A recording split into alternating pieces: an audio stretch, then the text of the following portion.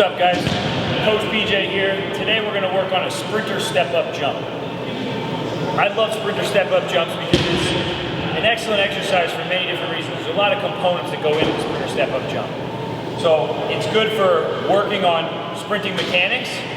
It's great for lower body explosive power, and it's great for generating that power in the same type of planes of motion that you're going to be using in a sprint.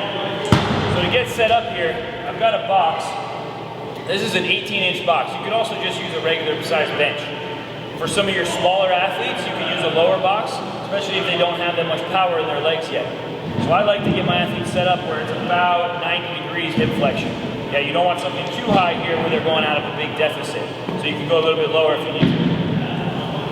I'm going to have my inside foot set up on the box. My back foot is going to be back just enough where my toe is lined up with my heel. So I can't have this back foot too far forward because it's going to ruin this position. I got to have this back foot toe to heel. From here, I'm going to set up just like I do in my sprint stance. I'm going to have my opposite arm forward, my other arm back, and I'm keeping good posture. Okay? Now notice I have a slightly forward shin angle. Alright? I don't want too much of a vertical shin angle where I end up driving off my heel. But I also don't want too much of a forward shin angle like I was sprinting, because those of you who know about shin angles, if you heard me talk about that before, you know that if I push on this foot, I'm going to go forward into the dumbbell rack. So I want slightly forward shin angle so that my weight is right through the ball of this foot. From here, I'm going to drive this foot down hard into the box. I'm only using this leg to do the work, and I'm going to focus on extending it all the way down as I jump up as high as I can. So I'll show you what one rep's going to look like, and I'm going to add a couple of pieces into it. Get set up in my position, drive through this leg.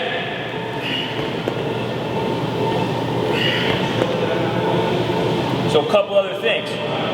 I like to add in that contralateral leg drive. So as I extend it up, you saw me drive my other knee through. Because I want to start to train my athletes in that. That's what's going to happen when they sprint. So if I can start to train that in everything that we do, when I extend this leg, drive the contralateral knee forward, okay? You also saw my arm action.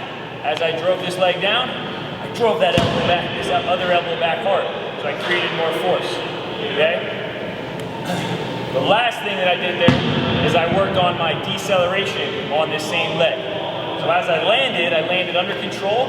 As soon as my foot hit the box, my hips came back, so that I used my quad and my glute to decelerate. So a couple of mistakes that you'll see happen on this exercise. Number one, coming too far forward. When athletes start to rush, they land and they end up here with their heel up off the box too far forward. So make sure they reset each time. Number two, sometimes when they land, they'll land on the ball of their foot and they'll keep that knee way forward so they don't sit their hip back and absorb their weight. I like to only use this leg to decelerate on the way down. So I jump, I land, I use that leg to decelerate. And the last mistake that you'll see a lot of times is on this contralateral leg. As they jump up, they're either not getting proper knee drive, or most common, they'll plantar flex the foot. So make sure we're always cueing them to dorsiflex that ankle as they drive that contralateral leg through. So a lot of stuff to think about, but that's a great explosive lower body drill. Really focuses on single leg, and it translates well into speed training and into your sprinting. So that's called the sprinter step-up jump. Typically I'll do about 2 or 3 sets of only 4 or 5 good quality reps on each leg. Sprinter step-up jumps. This is Coach PJ Nestler with CoachPJNestler.com.